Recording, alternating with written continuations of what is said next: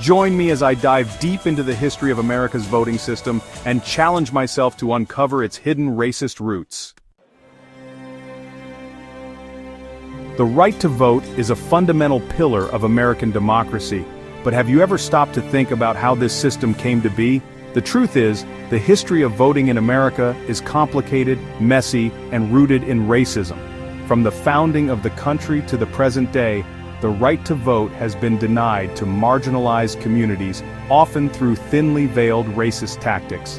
In this video, we're going to explore the racist roots of America's voting system and how they still impact our lives today. The struggle for voting rights has been ongoing for centuries, with marginalized communities fighting for their right to be heard. From the Civil War to the Civil Rights Movement, we've seen countless battles fought and won, only to have new obstacles erected in their place. The result is a system that's supposed to be fair but is often anything but. So, let's take a step back and look at how we got here.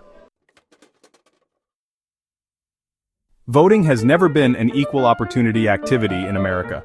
From the start, restrictions were put in place to keep certain groups from participating. In the early days of the country, only white male landowners could vote, while women, people of color, and the poor were excluded. It wasn't until the 14th Amendment in 1868 that African Americans were technically granted the right to vote, but that didn't mean they could actually exercise it.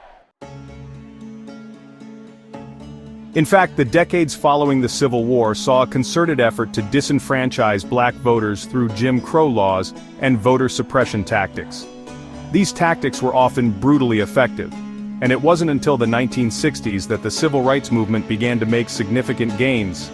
But even with the passage of the Voting Rights Act in 1965, the fight was far from over. The origins of voting laws in America are deeply rooted in racism. In the early days of the country, the right to vote was reserved for those deemed worthy by the ruling elite. As the country expanded and the population grew, new restrictions were put in place to maintain the status quo. The 1790 Naturalization Act, for example, limited citizenship to free whites, while the 1850s saw the rise of know-nothing parties dedicated to restricting immigration and voting rights. The Civil War and Reconstruction era saw significant changes to voting laws, with the 14th and 15th Amendments granting citizenship and voting rights to African Americans. However, these gains were short-lived, as Southern states quickly implemented Jim Crow laws to circumvent the new amendments. These laws, often disguised as literacy tests or poll taxes, were designed to keep black voters from the polls.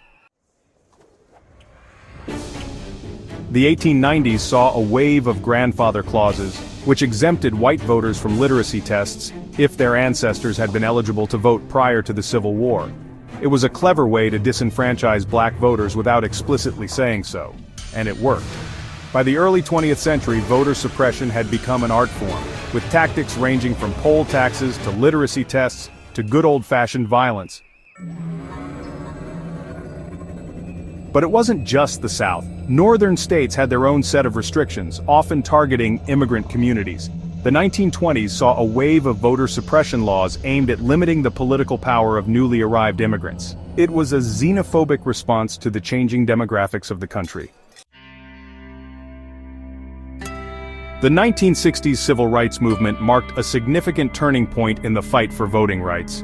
The passage of the Voting Rights Act in 1965 was a major victory, but it didn't mean the end of voter suppression. In the decades that followed, new tactics emerged, from voter ID laws to gerrymandering. One of the most egregious examples of voter suppression can be seen in the case of Shelby County versus Holder. In 2013, the Supreme Court struck down a key provision of the Voting Rights Act, allowing states with a history of voter suppression to change their voting laws without federal oversight. The results were devastating, with states like Alabama and North Carolina rushing to implement new voter ID laws. The impact of these discriminatory practices is still felt today. In 2016, a federal court struck down North Carolina's voter ID law, ruling that it had targeted African Americans with almost surgical precision. But the damage had already been done, and the law had already disenfranchised thousands of voters. The battle for voting rights continues to this day. In recent years, we've seen a wave of voter suppression laws aimed at limiting the political power of marginalized communities. From voter ID laws to limits on early voting, the tactics may have changed, but the goal remains the same: to keep certain groups from exercising their right to vote. In response, there's been a growing movement to expand voting rights and increase access to the ballot. Automatic voter registration, same-day registration, and online registration are just a few of the reforms being implemented across the country. Despite these efforts, the fight for voting rights is far from over. We need to acknowledge the racist roots of our voting system and work to dismantle the structures that have perpetuated inequality for so long. So, what can we do? First, we need to educate ourselves about the history of voting in America and the ongoing struggles of marginalized communities. We need to recognize the ongoing impact of racism on our electoral system and work to create a more equitable society. In conclusion, the racist roots of America's voting system are still very much alive today. It's a system that's been built on the backs of marginalized communities, and it's time we acknowledge that. By understanding the history and ongoing impact of voter suppression, we can work towards creating a more just and equitable society.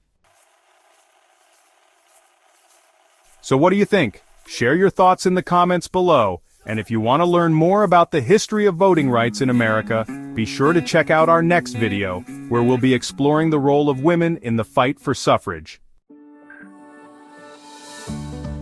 Thanks for watching, and don't forget to like and subscribe for more content like this.